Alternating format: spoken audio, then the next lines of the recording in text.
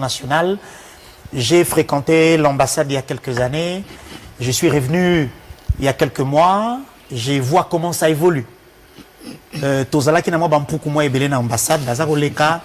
On avait un problème d'archivage, de numérisation de nos archives au cœur de Paris.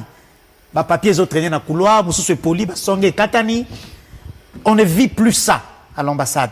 Les Congolais arrivaient, ils n'avaient même pas un endroit propre où ils pouvaient s'installer, être reçus. Une salle d'attente. Les paiements des documents, ça se faisait de main à main. Aujourd'hui, vous pouvez commander. Déjà, vous allez en ligne, vous payez la légalisation, vous envoyez votre document par voie postale, on les légalise, on vous les restitue. C'est quel miracle, ça? Aujourd'hui, l'ambassade fonctionne comme toutes les autres maisons. Oui, de manière professionnelle et civilisée. Pour ça, nous vous disons bon courage. Le combat, vous en avez.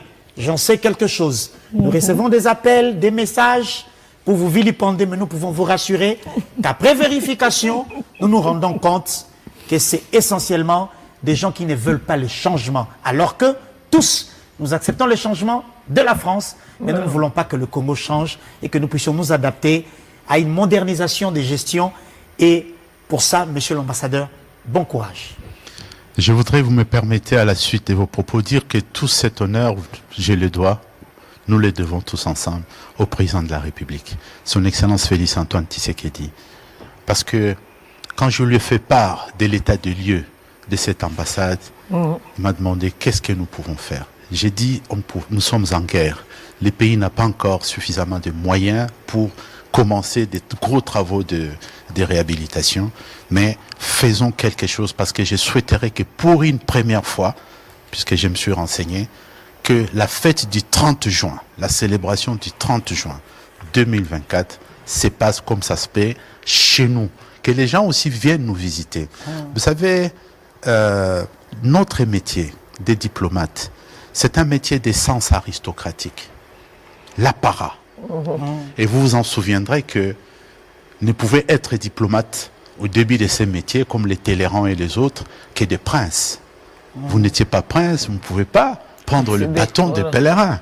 C'était une affaire de prince. D'ailleurs, la Première Guerre mondiale, vous connaissez, c'est un prince qui a été assassiné, n'est-ce pas? Et qui était également un pèlerin.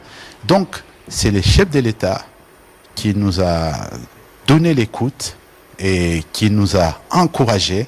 Et nous avons fait ce travail merveilleux. Et ce jour du 30 juin 2024 restera mémorable parce que tout le monde a pu découvrir ce qu'était la beauté de notre ambassade.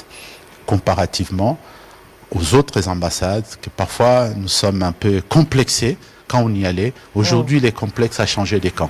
Exactement. Quand ils viennent chez nous, ils ne tarient pas d'éloges. C'est pas terminé. Nous pensons que avec les concours de la République, du gouvernement, nous arriverons encore ensemble à entrevoir des grands projets de réforme qui sont en back-office.